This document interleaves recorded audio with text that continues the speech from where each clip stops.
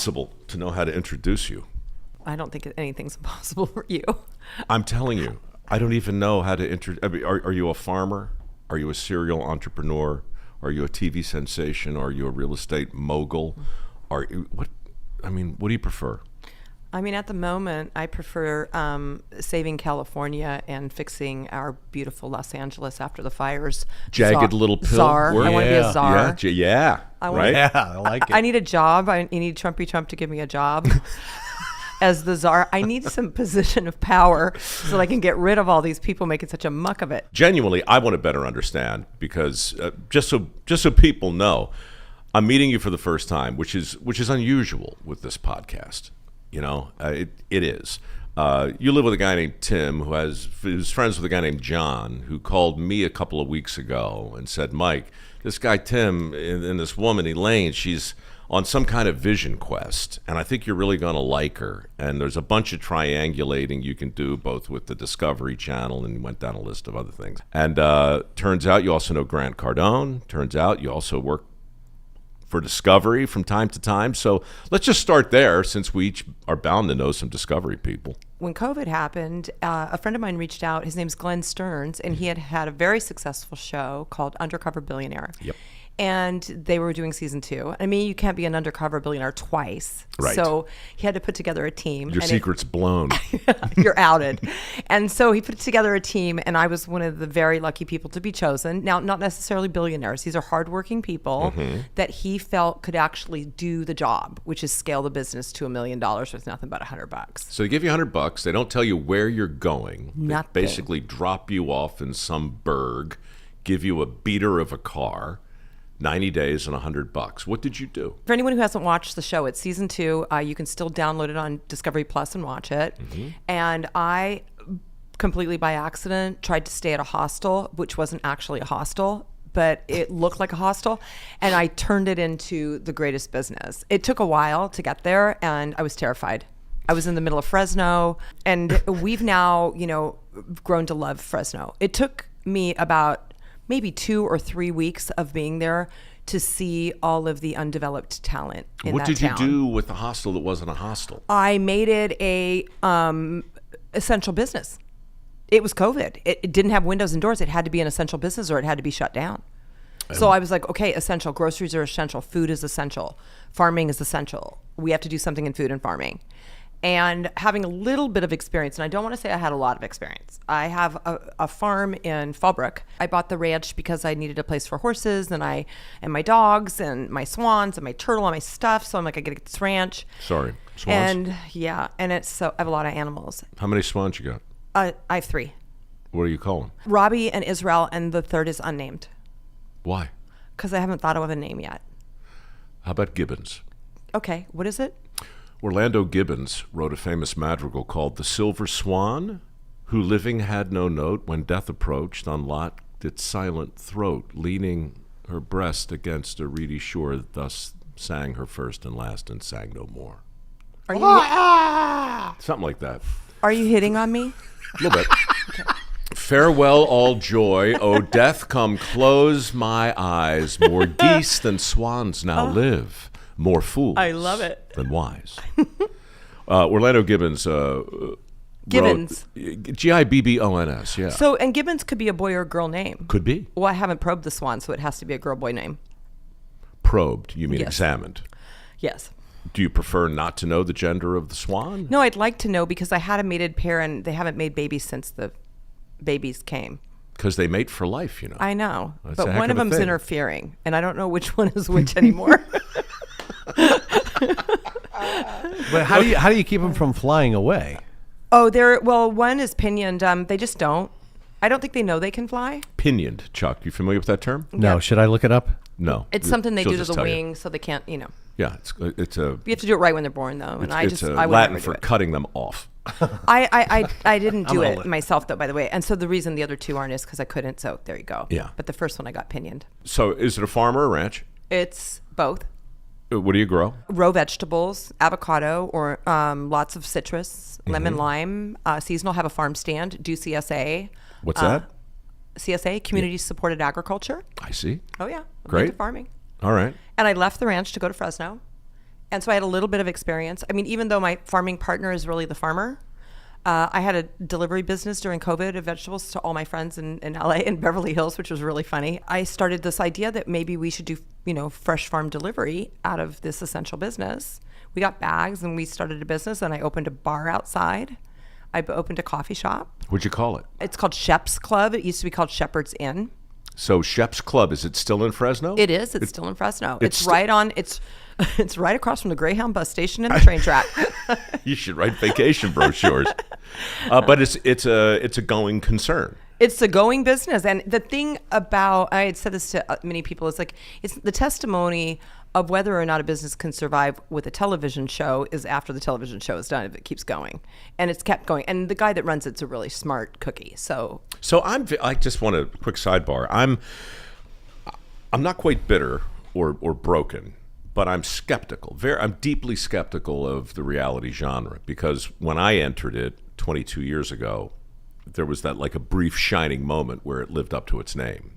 And Dirty Jobs was a truly honest show. How honest is Undercover Billionaire? I can't speak for everybody, but for me, they did zero for me. There was one point where I stayed in the hotel with the crew when the crime rate was so bad and they lit the back of the building on fire. And that night, I stayed at their place where they were staying, the Hilton. They pulled me out. But for the most part, they were like ixnay. I even had a night camera girl, Lauren, who was so amazing. And she was so terrified. She's like, I'm going back to the hotel. I'm like, no, you are staying here with me. So they really filmed this thing over the course of 3 months? Yeah, 90 days. Every day you're on camera? Every day. It's and at night. Like sleeping, washing, driving. Why did you accept? Because it was COVID and everything was so boring and closed, and I was just like out of my mind at the ranch. Okay, this is important. I'm writing down the word bored because I don't want to forget it. And honestly, what little I do know about you does speak to a chronic and unusual work ethic. Why not do it? How bad? What's the worst thing that could happen? Reputational loss, profound humiliation, loss of consortium. Not a worry. Who cares? It's just occurred to me, Chuck, I've never said loss of consortium on this I don't believe I've ever heard you say that. I don't even know what that really means. Chuck, you want to explain that to Yes, her? loss of consortium. I feel like the best you can do, or as my dad used to say, the biggest room in the world is the room for improvement. So What'd your old man do? he was a fighter pilot. And a good one. Yeah. Army, Navy? He was Air Force, and he flew F-100s and F-111s. No kidding. Yep. So you're an Army brat. Germany, England. My mom's British. My mom's an orphan. Mm-hmm. She grew up in an orphanage. Her parents were, as she says, blitzed during the war. And so I have this great mom and dad, They're amazing. Well, my dad's passed away, but he's still amazing to me every day. You ever change the fuel cell on a KC-135R Stratotanker? Good God, no. You would love it. No, but I've gassed up my tractor plenty of times. What kind of tractor? I have a Kubota, which is pretty reliable. And the other one's like a GMC. It's old and it's not reliable. We had a Massey Ferguson growing up and a John Deere and an International harvester. I have a couple cranes too, but I don't know what they are. Scout maybe is one. Scout makes cranes? And I don't know what the other. I have a lot of equipment at the ranch. Now, when you say cranes, you are referring to the mechanical device, not the distant cousin to the aforementioned swan. Because if you have swans and cranes. You know what? I might be the only person that has both. Get out of here. I have cranes at the pond, and I have cranes that you lift things with. You are like, so it's all creatures great and small. You're an animal lover? They're the best things on the planet, and every single one of them, wild and domestic. I love animals. We're so like them, too. Well, I mean, yeah, we are part of the kingdom. One time I got a phone call from somebody at my house that said, Elaine, you need to come home because there's a crane in the house. And I was like, well, why would the guys put the crane in the house? And it was... That's a fair question. Fair question. Yeah. And they sent me a picture of this like beautiful long black bird. He was gray. The ones that come by our thing are gray because not to be confused with the herrings, which are white. Yeah. And he had his head down in the chandelier and he was hiding in this giant chandelier. I have a picture of his. I'm going to send you the picture. And he was trying to hide in the chandelier to not be seen. I'd like to see that picture. Insane. Taylor, where were we with the birds? In King City. No. The ones that attacked me, I had the broom, and I had to keep them away with yes. the broom. Somebody's got to do it. Storks? Whooping cranes. It was Yes, whooping cranes. Those are big birds. They are big birds, and they're very protective. And when you're around them, because they'll imprint when they're young on whatever is raising them. So you've got to dress like a crane, like you wear like a burqa and these white sheets. You look like Casper the Friendly Ghost, and you have to whisper. You always This whisper. is not real. I swear to God, it's real. Well, you were wearing like a little burqa with it. It wasn't so little. I mean, look at me. I mean, European. There I am, right there. And there's the burqa. Yeah, that's me wearing a burqa. Well, that's not. That's me trying to fend off these cranes. Oh yeah, and he was mad. But those are the burqas. Yeah. Oh, look how cute. Was this a dirty jobs thing? No, it was called Somebody's got to do it. Well, somebody's got to do it. Yeah. Yeah. I've been doing the same show for 22 years, Elaine. I just changed the title every 6 or 7. Someone's got to do it. It's a great job name. Well, you know what? Someone's got to do a lot of things right now, okay? Well, it's so funny because I said to Chuck when we were just kind of pitching the idea of you and not yet knowing, right? But I'm like, this woman is on a mission. And what's got to be done in the Palisades, and I think in Altadena and in California in general, I promise we're going to get to it, but I'm not yet fully satisfied that we can jump into your mission until we understand even more. Like, as an entrepreneur, I don't want to make this gross, but you're a woman of means. Obviously, you're on Undercover Billionaire. You said you're not a billionaire, but I'm guessing you're well-heeled. I was for a long time. I started out with, well, I mean, my mom was a school teacher when she finally was able to work. And my father was retired military. He worked for Jepson, so he was a technical writer. He's a very bright guy. And we lived in a modest home in Aurora, Colorado. I was entrepreneurial from a very young age. I started a shoe shine company. All my girlfriends worked for me. How old? I was like maybe 16. Uh-huh. Yeah. And my first job was a job. It's the only job I had, but I didn't get paid hourly. I got paid by the lead, and I worked for Train Heating and Air Conditioning. And I would call up and do these home surveys. I was probably 14 or 15. I'd be like, hello, I'm Train Heating and Air Conditioning. We'd like to come to your house and do a survey. I wish I had your voice, because I would have doubled down on the money per You know lead. how weird you would be with my voice? Your face, my voice? That would truly be a voice for radio, right? I would just have to hide behind something. And then when I went off to Arizona to go to school, I took shoe shine stands with me, and I started this pretty big shoe shine company and sold it. What was it called? It was called Ragtime. Ragtime? Ragtime. Like Oh, ragtime. Ragtime. Yeah, like Ragtime Joe played an old piano in a honky-tonk There- cafe. When anyone requested a brand new tune, here's what Ragtime Joe would say. There'll be no new tunes on this old piano of mine. There'll be no boogie-woogie and none of that jazz or any other kind of that razzmatazz. We'll sing about Swanee, the old folks at home, the wide open spaces where the buffalo roam, but there'll be no new tunes on this old piano of mine. I like that song. It's a I don't great think song. I've ever had anyone speak it to me. Well, it's a big day for both of us. It's my first big ragtime day. So after Ragtime, What'd you sell it for? Is it rude to ask? Gosh, it's like maybe a couple $100,000. Not a lot. So you're 17, 18? Yeah, I was young. In Aurora. I was 21, 22. You're a military brat, you're in your early 20s, and you sell a shoe shine business for a few $100,000. Yep. What'd your parents think of that? I don't think they understood it. I think they were like, mean, they'd "You never just seen that did kind of what?" money. I think they must have thought I was doing something far more nefarious, for sure. That is so wild. I mean, your pop must have been proud, though.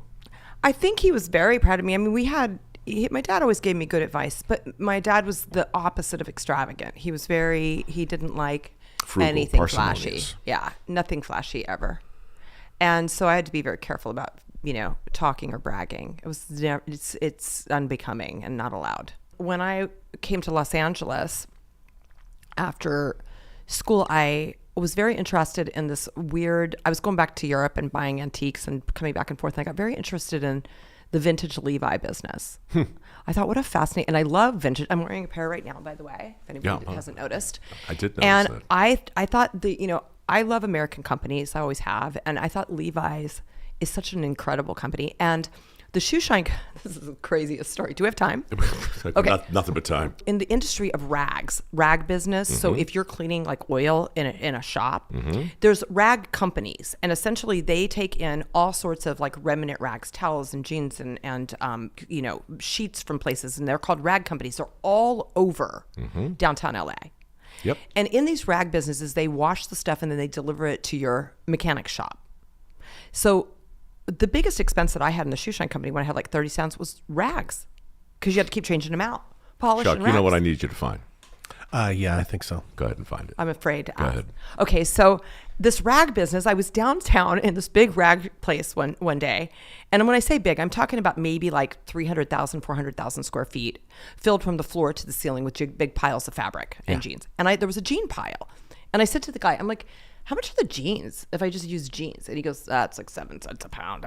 Can't get rid of the stuff. And I was like, I'll take all of it.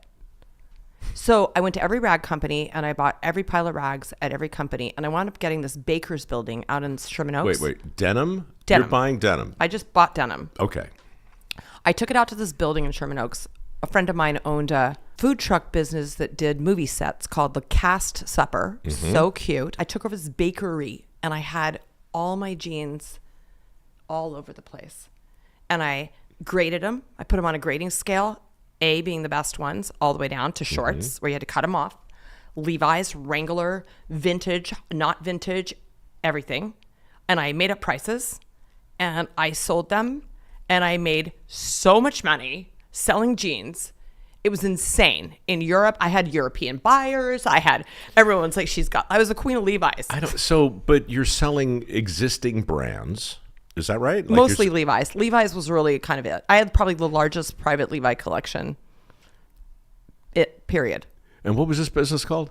It didn't have a name. I was so busy, so fast, and so trying to figure out what was the way to really like turn it into real estate, because that's all I was obsessed with, buying real estate. And what I found is the Italian kind of merchant business in Rimini, Italy, was where the Japanese would come to buy the jeans. And the guy that was my middleman guy that would buy them and fly out here and buy containers. It was all cash business, and he was very serious about this business. Like, he knew way more about it than I did. And he was gaming me. That's the thing. Like, I didn't know what they were really worth. So, yeah, that was my. So how long did you run this nameless business? I did it for 2 years, long enough that I could buy like real estate. And then I bought real estate. And how much you sell it for? That's not too I didn't gross. sell it. I sold out of the goods. I ran out of material. I couldn't get any more jeans. But you made enough money to make your next move. I'm also fascinated in that last exchange by the fact that you had a whole denim thing. I just created a mess on social media when I posted Sydney Sweeney's thing with the good jeans thing, because I did a commercial. I used to work for Lee and Wrangler. I had my mom in a series of commercials talking about good jeans as well. I just mention all of this because I'm slowly getting the listeners' permission to get to the reason that I know you agreed to come here, but we're not there yet. Did you see the Hillary Clinton bad jeans ad? Yes. I just wanted to know if you saw it. Yeah, I saw it. And I think this is relevant enough to mention because we're going to get into politics in a minute. But I think, like, I'm getting a lot of heat right now. Do you know who Nick Searcy is? He's an actor. He was on Justified, Fried Green Tomatoes. He's been around for a long time. I'm sorry, Nick. I don't know who you are. Well, he made a movie called Capital Punishment. And he was at January 6th. And he saw something very different than what most of us see and made a movie about it. Anyway, I had him on, and he told his story. And I don't obsess over comments, but it is interesting how people are still right on the knife's edge. And when they hear something they don't like, man, they can't help but tell the world about it. You know, it's really, people are fragile, and they're upset with me because a guy named Nick sat here and told a story that they didn't like. And I think we're still in that world, you know, because it felt like for a while that maybe we got past it a little bit. God, I hope I don't get you in more trouble. I mean, it's sirens and motorcycles. Okay, first, before I say anything, I just want you guys to know that Mike has no idea what I'm about to say. I'm just going to say Thank that. you. And I don't know if you have the luxury of editing, but if you don't, I'm sorry. No, this is live Look, right now, people actually. need to toughen up. I mean, if you weren't having any of the rhetoric beginning in before 2016, but starting in 2016, if you believed that there was no laptop, if you believed that if you didn't get a vaccine, you were going to kill your grandmother, if you thought that people that were protesting that went into the Capitol were truly criminals, if you bought into all that stuff, that's too bad, in my opinion, because at the end of the day, now there is more than enough evidence that there was a laptop. There is more than enough evidence that forcing people to take vaccines was probably not a great idea. There is more than enough evidence that many people that were in the Capitol were just curious and upset. And I feel like if you can't see that, you can't see anything. You can't see anything. Just accept the basics. We talk a lot about the elephant on this podcast, the blind man grabbing the tusk and concluding he's holding on to a statue made of ivory, or the tail, or the leg, and coming to a different conclusion, or the trunk and coming to an altogether different conclusion. But yeah, the evidence demands a verdict, but the evidence is not limited to a tusk or a trunk. Right. There's a lot to look at. There's a huge body of evidence. Right. What's the story of the saying that Mark Twain, I know you know it, about convincing somebody of the truth is easy, but convincing them that they've been duped is impossible? That's right. Yeah, that's a great one. I love that you know this stuff. Well, it's a lot easier to convince somebody that... Let me look it up. Look it up. Something was wrong. Well, he also said, in the time it takes a man to put his pants on, that a lie gets around the world. The truth takes a long time to get around the world, but a lie gets around the world like that. Yeah. It's like reputations too. The reputation of a town, like Baltimore or Albuquerque, it's like the reputation of a man. You work all your life on a thing, and in one moment there's a riot or a murder, or maybe it's Freddie Gray, or maybe The Wire. Right, shot in Baltimore, one of the best shows ever made. But as a result, poor Joan in Boise is pretty sure the only reason to go to my hometown is to, buy some heroin or hire a crack whore because of that show.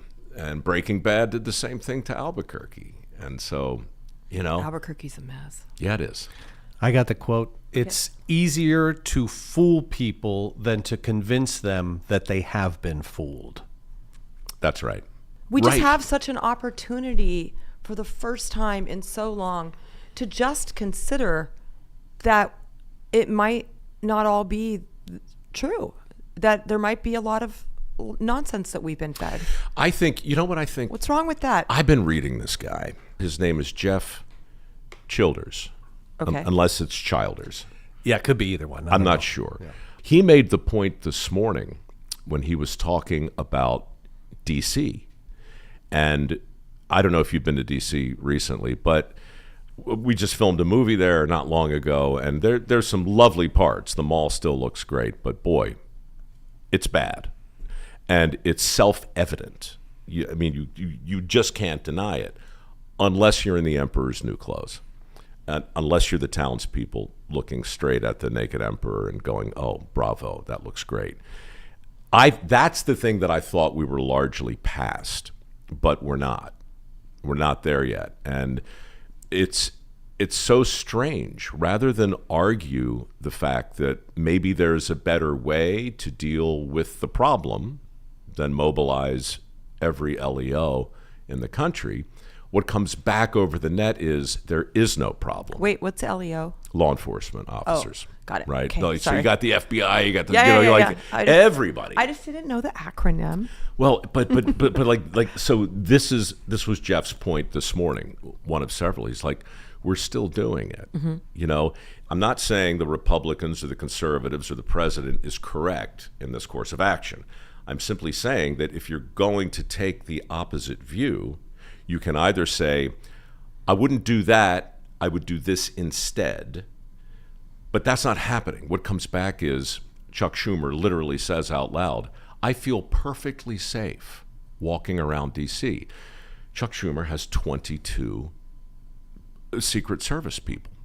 And he's walking around the mall. He's not walking in these other areas. And then everybody jumps onto that and I don't mean to make this as political as it's sounding, but the media will pick up the narrative and go, okay, so there's no problem. The whole thing is a gaslight. And so normal people look at all of that and go, what is there a problem or isn't there a problem? Instead of saying, obviously there's a problem, maybe we can disagree or possibly agree or discuss the best way to remedy all of that. And so that's what I mean. We haven't moved past the fact that, well, if they say black, the other side says white. We're not quite to the point where maybe even with the Palisades, maybe even with the thing you really came here to talk about, but we're not quite ready to do it yet, maybe the same applies. Maybe they see it and they see two different things. I think we're turning the tide. I don't have anywhere near the opposition that I used to have. You know, my friends have stopped calling me an anti-vaxxer. I mean, at least I'm past that. Mm-hmm. My friends have stopped calling me a, Trumper or Trump this or you like Trump, when I simply wanted a more fiscal educated president. I wanted somebody that understood working and signing the front of a paycheck. It wasn't really that I, had an opinion one way or another. Going back in history about when I might have been what you call red-pilled, it would have to go back to Benghazi. Because for me, that was just such a weird thing, like to witness and really try to put the pieces together. But it didn't fully set in.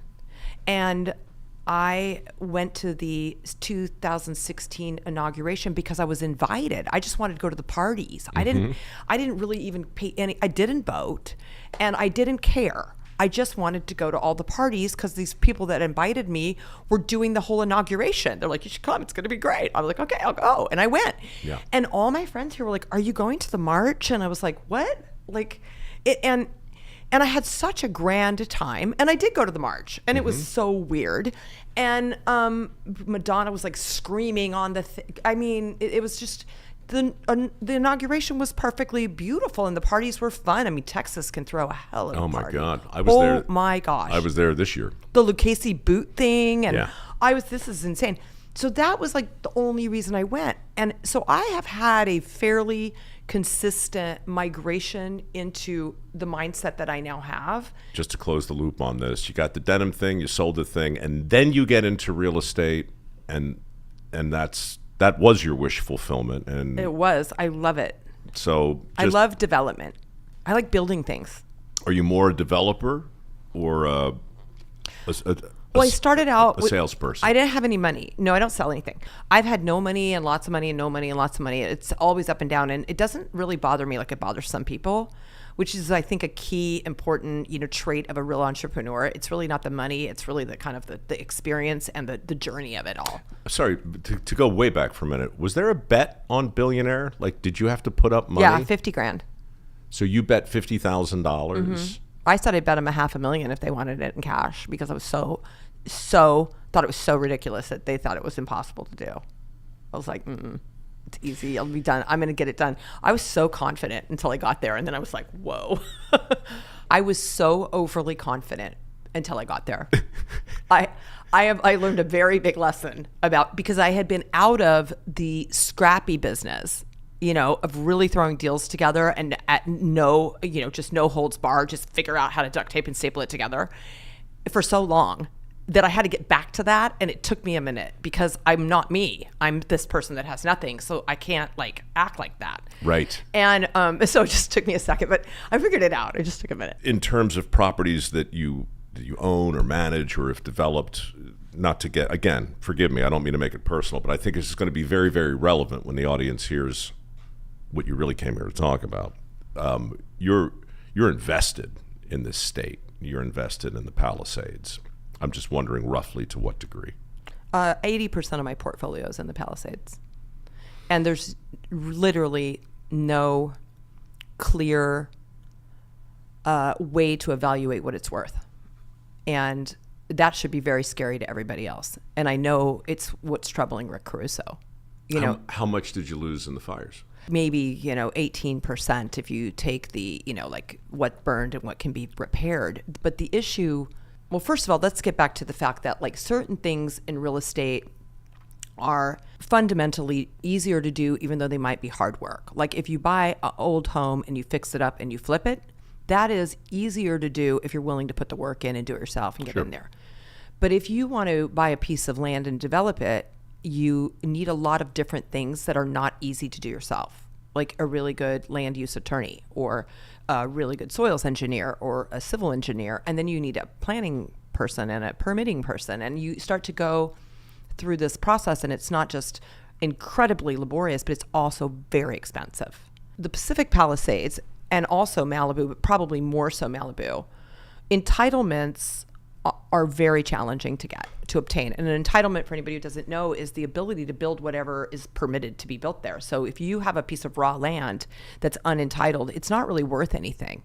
Once you get a permit for a house or you get a permit for a building, now you've entitled it to whatever that design is. And those entitlements are issued by local government or by the state? Well, there's some zoning that's, already set in place, but it's definitely local government. It's the local building department. The Department of Building and Safety is a big quagmire. There's a lot that goes on there, and they're understaffed, and they work ridiculous hours. They work so hard, but there's so much bureaucracy and red tape and requirements and clearances that the people that run the building department and work in the building department, they don't have the power to say yes. They only have the power to say no. Mm-hmm. And that slows things down to 2, 3, 4, 5, 6 years, hearings, and you can't get anything entitled. So in real time now, it's been what, four months? No, baby, it's been 8 months. Are you kidding me? Yeah, 8. January 7th. What are we, August? What's today? 15th, 14th, something like that? I can't believe it's been 8 months. August 14th today. August 14th. Yeah. Yeah, it's been 8 months, and there's they opened up a satellite building department, sort of. It's not satellite. It's actually in West Los Angeles. I'm going to just speak about the Palisades to unconfuse people. Let's not talk about all of it. Let's just talk about what I know really well. That building department is in the Sawtelle building department in West LA. It's called the One Stop. It's a great idea. It's supposed to go in there one stop. It's called One Stop and get your permits, but it doesn't work like that, number one. Number two, 1,541 people were in there, I checked maybe at the 1st of August. 88 permits have been issued, and 18 of those permits are in the Palisades. Now, I know that I have stuff that I've been working on for a couple years because I'm a developer. It's a lot easier for me to go to One Stop. So maybe the 1,541 people are not from the Palisades. And that's not okay. If our resources are for the people in the Palisades, we should be issuing one-stop permits for people in the Palisades as they come in the door. And we're not doing that. Why do you think? Can't. It goes back to the beginning of the conversation that we were having before the show. There's a money issue in Los Angeles. We have poor management of our resources. That is, clearly explained when you just look at the fires to begin with. There's no brush clearance. There's no water. The fire hydrants don't work. We don't have enough staff on the fire department itself. And when your mayor's not in town, and then you have a meeting with Trump who came in and a bunch of promises are made and none are kept. So our resources aren't managed. Then you have this mobilization to do cleaning, which was provided by what's called the Biden MATOC, the FEMA. FEMA comes in. Mm-hmm. There's MATOCs and SATOCs. People don't know what they are, but if you're in big construction, which I have been, you know that there's kind of in an emergency response situation, you have to have a preparedness. You have to be ready. And so that means you have to already have in line who is going to mobilize for you.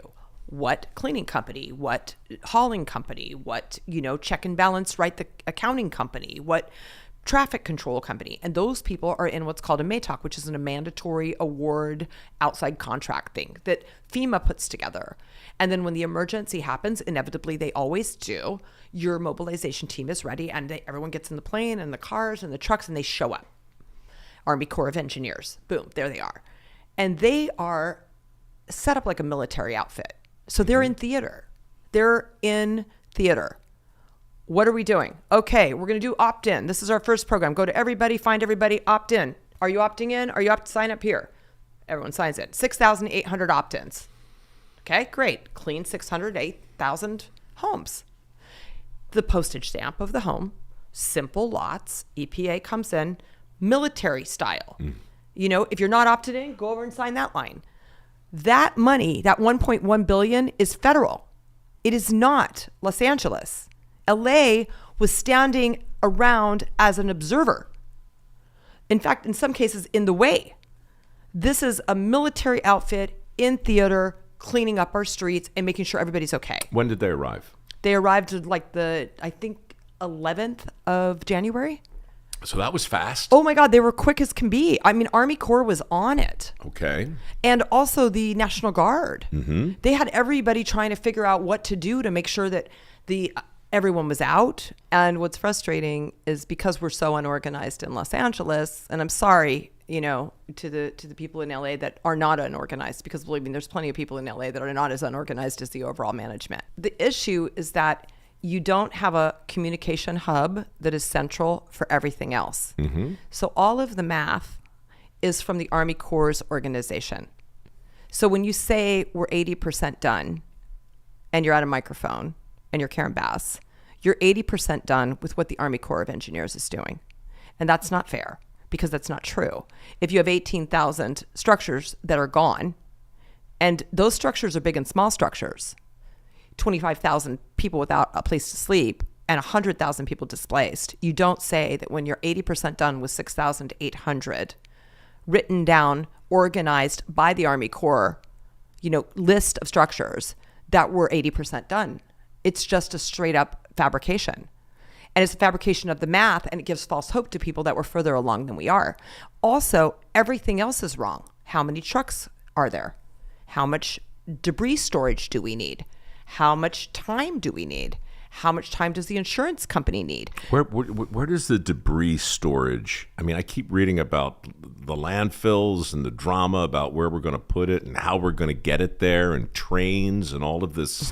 I mean, it's complicated. It's like you need to be a quartermaster. You're running a supply chain, or have an accidentally weird skill set in railroad and in building. Right?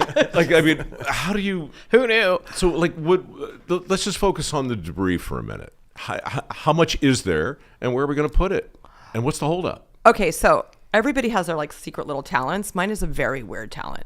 So I see empty space full in my head. I always have. It's how I create things. I'm like, what's it going to look like when it's done? Whether it's land or a room. And when the Palisades burned, and I drove to Altadena and I went through Malibu, I was like, this is a million trucks. This is a million trucks of debris. It broke my heart. It's just rubble. I mean, it's insane. It's so big. It's far bigger than Gaza. Yeah. Think of it like that. And it's flattened. And they're like, it's not going to be and 6,800. And it infuriates me because it's a million trucks. Yeah. Stop saying that. Because if you know it's a million, you can prepare for that. Instead, we just made it up. We let them make it up.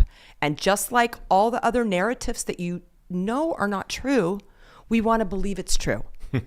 And they wanted to believe that 6,800 would do it. Army Corps is gone or going. They just got finish up work. You mean, wait a minute, 6,800 trucks would do the job? Sorry, 6,800 homes. Right. Was the end of it.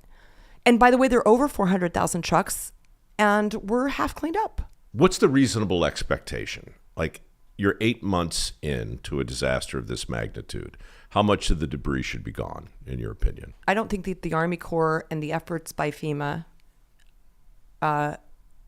were any less than 1,000% spot on and incredible. They were very organized. They were fast. They were clean. They were polite. They were truly it's going to be very hard to replace that outfit. And now it's independent contractors for people that did not opt in, or things that were not on the list for FEMA to clean, period. Very complicated lots and things that slope down, and big buildings and commercial stuff. There's a lot of stuff that was not on the opt-in list. Those people need a haul route. In order to move debris when you get a permit to build a house, you are going to be digging dirt, for example, because you're putting in a basement. Where are you going to put the dirt? You go to the city and you say, I've got so many cubic yards of dirt. Where will I put it? And they're like, you can go this way. And you get a permit to take the dirt to a dump or to a specific landfill or place that needs dirt. that route is called a haul route. If it's massive quantities, you have to have a hearing for it and you get it approved. And the haul route hearing approves your direction on the road. You're going to go out, you're going to go left, you're going to go this way, you're on that freeway. Don't get off there or get off here. That's your haul route.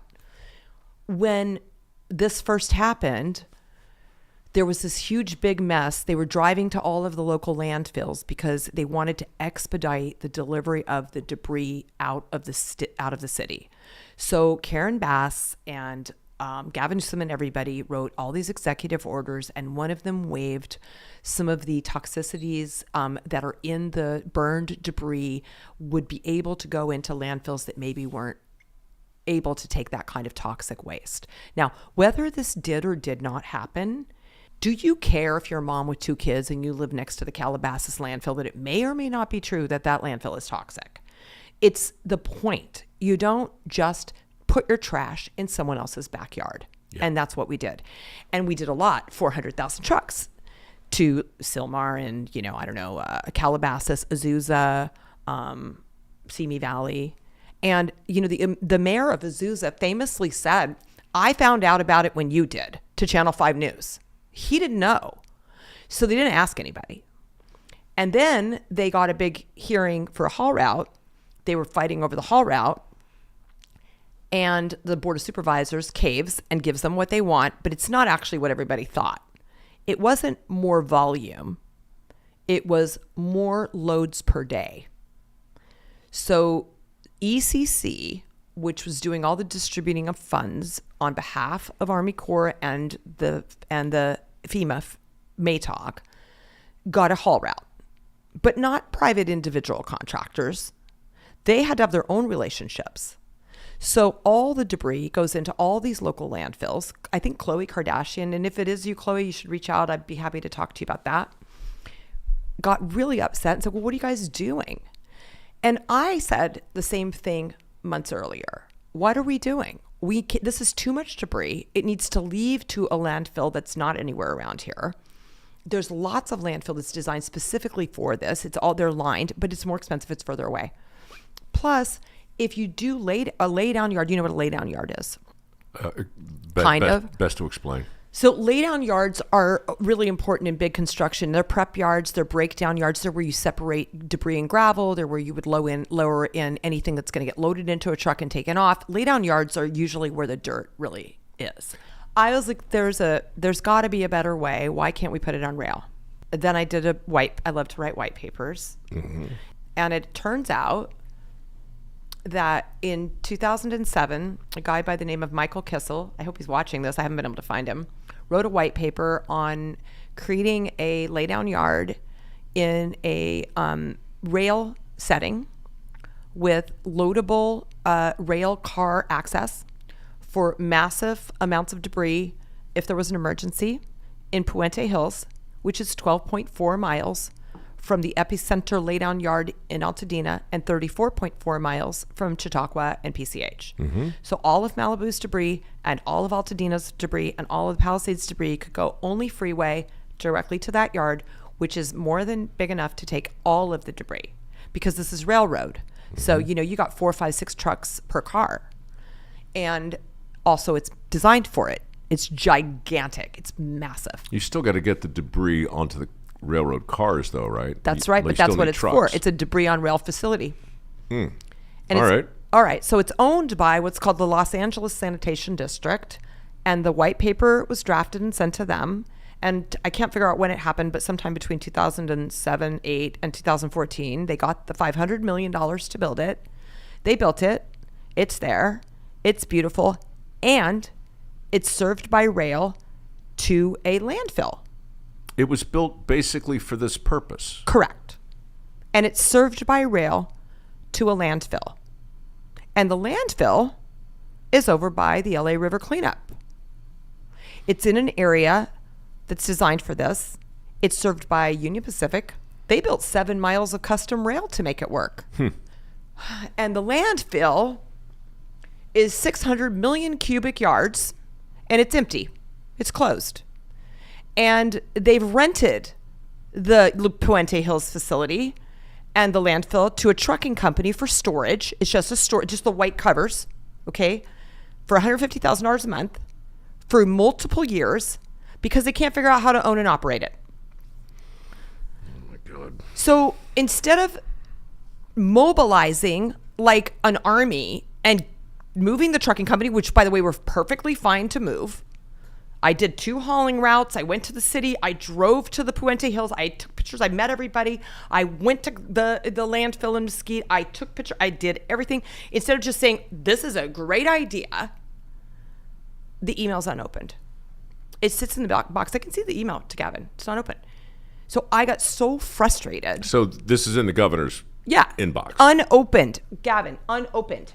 So I got so frustrated that I called Bobby Kennedy because I love Bobby. He's such a great guy. I called him and I said, oh my God, I'm so frustrated. I need help. And he goes, what's up? And I said, can you read this? I sent him my white paper. He read my white paper, obviously, because he's like interested and curious and knows how to mobilize. And he sent it to Lee Zeldin. Okay, 7 hours later, Lee Zeldin has Eric Amadon and his whole team on it. 7 hours. This is the Head of guy EPA. running the EPA right now. These guys are on it. Yeah. And so just my experience is always the same. Conservative people, whether you like them or not, are workers. They're people that work and move things all the time, and they're always working and they're always doing and they're always like creating and going forward because that's what their passion is, versus like this whole like maybe someone else will do it mentality. And I feel like our government is not at all conservative. They're like waiting for something to happen to them in life. It feels, somebody said to me the other day that it just feels like a conspicuous lack of urgency. Yes. And if you're Yes. not, if I just can't imagine living where you live, you had a front row seat to all of this. I was here. I just landed the day the fires started and had a front row seat to a degree to it. And I mean, I'll remember it the rest of my life. But for the people who really call this place home, that is going to be a defining, catastrophic event. And if that doesn't break the spell of just mismanagement. It's, I mean, mismanagement implies a level of action that's misguided. You're not talking about any. That's a good point. What management? You're talking about emails that aren't being opened. You're talking about facilities, big investments that were built. It's like the fire extinguishers are within reach. The structure's fully involved. But we're going to have a conversation about whether or not to access the fire extinguishers. It makes no sense. And I think people listening in different parts of the country are just shaking their head and going, you know something? Government's like TV. You get what you deserve. And these guys have got the government they deserve for a whole bunch of reasons. And it's California. And throw in the gerrymandering conversation and everything else. So much of the country doesn't know how to think about California. They're exhausted by our identity crisis, I think. They're just exhausted by it. And where a lot of people would normally feel sympathy, they don't. They just shake their head. And they go, you know what, that's a lot of rich people in a beautiful part of the world that elected a bunch of bums. And now they're reaping what they sowed. Well, I would like to go on record and say that my love for California is beyond explainable in this podcast. And part of that is because of the people that I've met since I've been here. There's no place more cosmopolitan. There's no bigger diversity in terms of the kind of people you meet. There's no harder working people. There's lots of people, but they work really hard. And the most successful people and the everything from the acting community to the farming community it's a true American dream community. And the current administration is sabotaging it, which is frustrating. Not just Hollywood. They sabotage everything. And I don't know if it's by design or accident. I mean, I honestly don't want to give them enough credit to say it's by design. I think it's literally like so busy trying to get elected to the next position that you're so busy hustling that you're not really doing your job. It just, I mean, It's not There's no, look at Gavin's been playing at this, presidential thing for well over the last few years. And to me, he hasn't been running, he's never even here. So your leader's not there. So our systems are screwed up. Our management is screwed up and our resources are squandered. We have no money. We're like $300 billion in debt now or something crazy, or will be when he leaves, whatever. And with no money, no power, and no know-how, nothing is going to get resolved. And I do not believe for a minute that that's not going to change, because this hit Democratic ground zero. And these are the people that make this state great. So these people in the Palisades, these people that are friends of mine, need to take a minute and really think about who they want to run the state, because we can't repeat this. It can't be, some assembly person from San Diego. I'm not even going to name names. There are 50 people running for mayor. There is not a single person or governor, not one. I read every one of them. Is Gavin going to run for president? Yeah. And the DNC, these dummies are going to fund it. Who's going to run the state? This state? Yeah. Oh, gosh. That is, I don't know. I mean, I know this girl that had this shoe shine business. Once upon a time, yeah. and then it's this denim thing, and then this rags thing, and rags then to this riches. real estate, yeah, and now she seems kind of cranky, and her kids are grown. I don't know, and she seems to be, she's got a pebble in her shoe, I have a pea in my mattress. Yes, what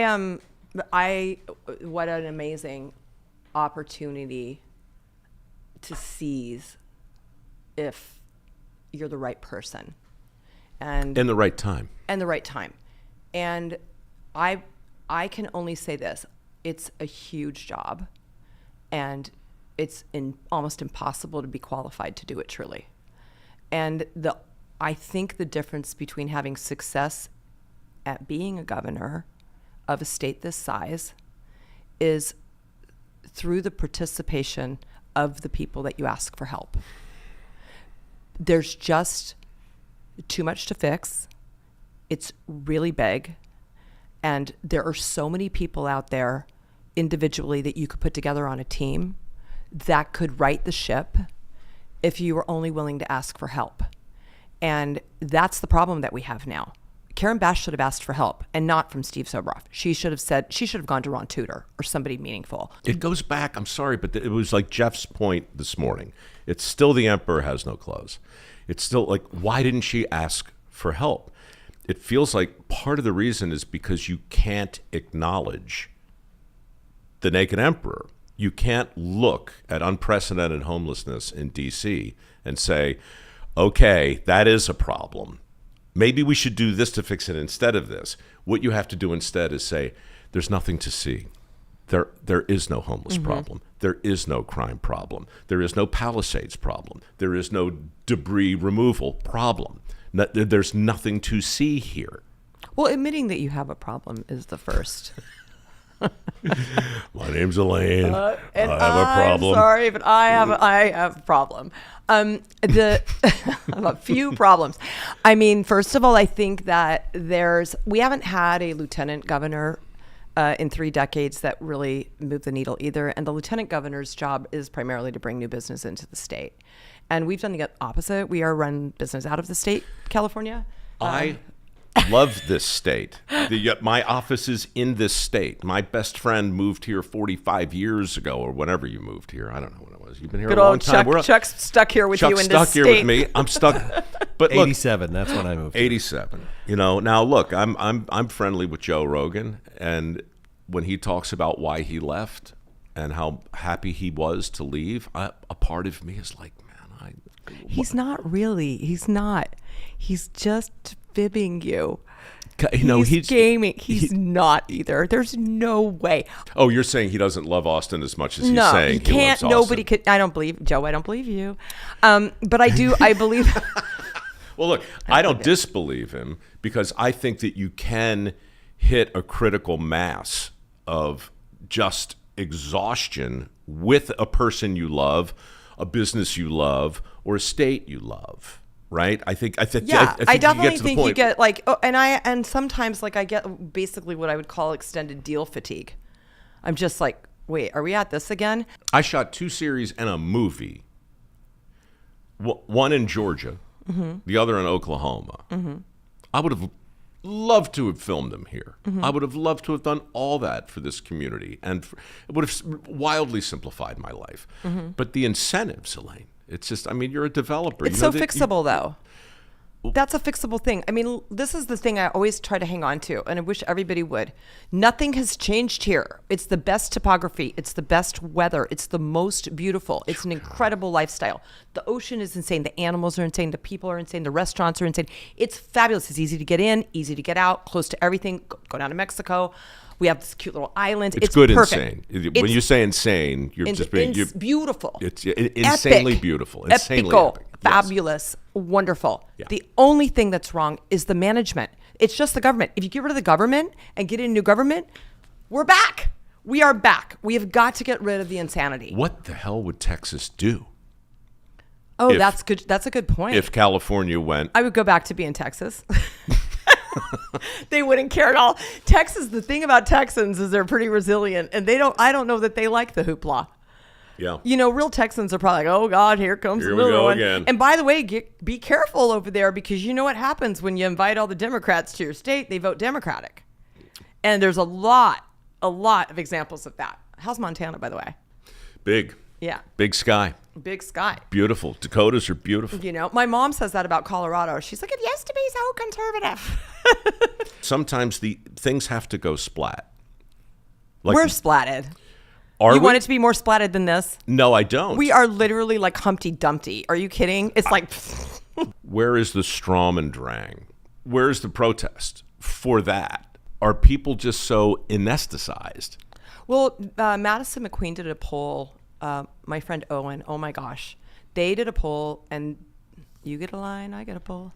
It said, Crawdad, feeling fine, honey. Crawdad, feeling fine, baby. You get a line and I'll get a pole. We'll go fishing in the crawdad hole, honey. Baby, oh mine. Okay, so 48% of California is conservative. 48%. Is that right? That is correct. I heard 40, but okay, 48%. 48%. When you register Republican and you're from California and you believe in California and you're at the driver's license bureau, wherever you're, and you check the box Republican, it's hard because you're like, why is it not working? But check the box red. I mean, just register red, because it sends a message to Sacramento that we're done. And it doesn't matter. You can vote for whoever you want, but stop voting blue right now. I agree with you. I hate the fact that the only way to talk about what we're talking about is to make it red versus blue or conservative versus liberal. But we have to call it something. And what you're asking people to do sounds real simple. Just check this box instead of that box. It's so easy. It's the first step. The business of checking is easy, but what you're asking them to do is abandon their identity and admit the thing that Mark Twain says they can't, which is we were fooled. We were lied to by the people that we voted for, and we've participated, unwittingly perhaps, in a grift. And now the only way to fix it is to have a little talk with myself. I gotta, I can't just check the box until I go, something, I was fleeced. Right? And that's going to be hard for people. And I've talked to some people who live in the Palisades and one in Altadena who have changed their political worldview precisely because of the mismanagement you're talking about. But they lost everything. That's a splat. And I don't want for everybody to have to lose everything in order to have that kind of, peripetia. Right now, there's a lot of scuttlebutt going on with Texas and with Gavin Newsom and the Democrats that walked out over the redistricting and relining the borders of certain districts. Gerrymandering. And my message to people in California is this. If Gavin Newsom is proposing it, say no to it, because Gavin's leaving. And we've been under the, guise that Gavin Newsom has done a fine job running the state. He's leaving us with $300 billion of debt, and our state is burned down. I don't know how we're going to do the Olympics without help from Trump. And my guess is he's not going to leave us a parting gift that is a present that we want to open. The pushing of this agenda and many other things is really bad for us and for the state, because it's pushing us further left when what we need is to try to find our center. We're off balance. And just vote for absolutely nothing that Gavin Newsom wants us to do at the end of this. And it's a special election too. And he does not have enough time. It's 120 days supermajority to do this. And he's going to do it in 90 days. And it's just not right. So don't vote for that. And yes, you guys, the Democrats might lose some seats. So what? We need to. We're out of balance. We're not in check and balance. Well, it's certainly not. How many seats does the state have in total? Well, this is 52. for 5. Yeah, 5-2? And this is for 5, I think 5 more Democratic seats. And what people need to understand is that, our farmers and our supply chain, our unions, our pay, and all of these things, they require conservative management. And the further we get away from that, the further we enslave ourselves to the state debt. And that's the problem. And people don't understand. We cannot afford it. We have got to have some conservative reins on our checkbook. Where do people go to learn more about specifically, I'm talking to Californians now, where can they go to learn more about what you're up to, what this shoe shine girl has turned into, and how they might help if they're so inclined in your Sisyphean task? I'm working diligently in the Pacific Palisades to put together a Pacific Palisades building department, the City of Pacific Palisades building department on Sunset in the Village. What we're fighting about right now, this is so great, this is so epic. The landlord who wanted to donate the space gets lost use insurance, and the insurance company wants to take away his lost use while he donates the space.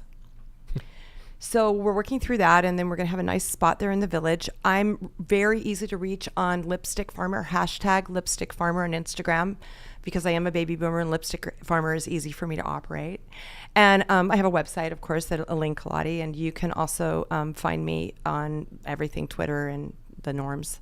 And now you can find me if you just ask Mike. He has my number. Oh, well, I know how to find you.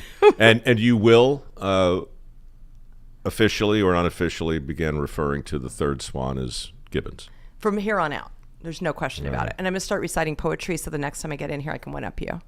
Final question. What would you tell people who know in their bones that Donald Trump should not be leading this country? They know it, and they'll never come around to his way of thinking, but who live in this state and share your basic concern. How should they think about what to do? I want to say that it's really going to be wonderful to have the Olympics here. It would be amazing.